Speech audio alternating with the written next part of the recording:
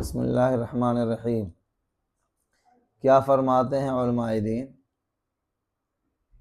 ہمارے گھر میں اجڑی، بٹ، آنت وغیرہ کھانا لوگ بہت پسند کرتے ہیں۔ میں خرید کر لاتا بھی ہوں اور گھر والوں کے ساتھ کھاتا بھی ہوں۔ کچھ دن پہلے ایک صاحب نے بتایا کہ اجڑی کا کھانا مکروہ ہے۔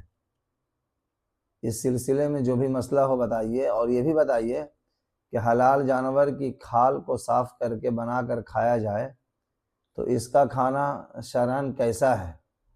میں محمد جمشید عالم 95 گرام کلکتہ سے۔ الجواب وباللہ التوفیق۔ دیکھیے، اس سلسلے میں آپ کو جانور کے 7 اعضاء جن کا کھانا حرام ہے اس کو یاد رکھنا ہوگا، چونکہ فقہا نے اور علماء نے حلال جانور کے 7 اعضاء کے کھانے کو حرام بتایا ہے۔ اگر ان 7 میں اجڑی، پچونی، بٹ، کلیجی، کھال جو بھی شامل ہے اس کو نہ کھائیں آپ۔ اس کے علاوہ حلال جانور کے ہر عضو کو کھانا جائز اور درست ہے، یہاں تک کہ آنکھ، اسی طریقے سے اس کی کھال، سب کھانا درست ہے، جائز ہے۔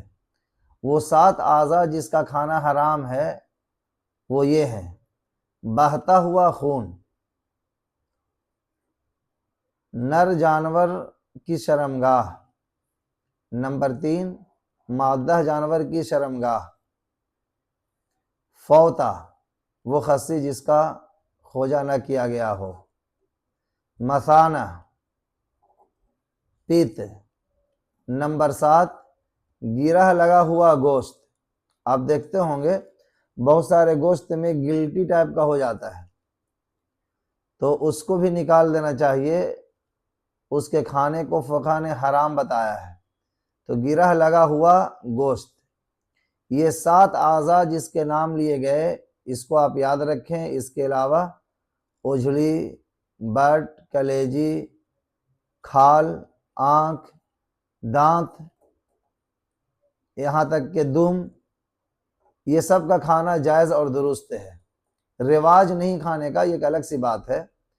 جہاں تک حلال اور حرام کا تعلق ہے تو اس کے کھانے میں کوئی دقت نہیں ہے، سوائے ان 7 اعضاء کے۔ بدائع الصنائع جلد 4 صفحہ نمبر 190۔ واللہ اعلم بالصواب۔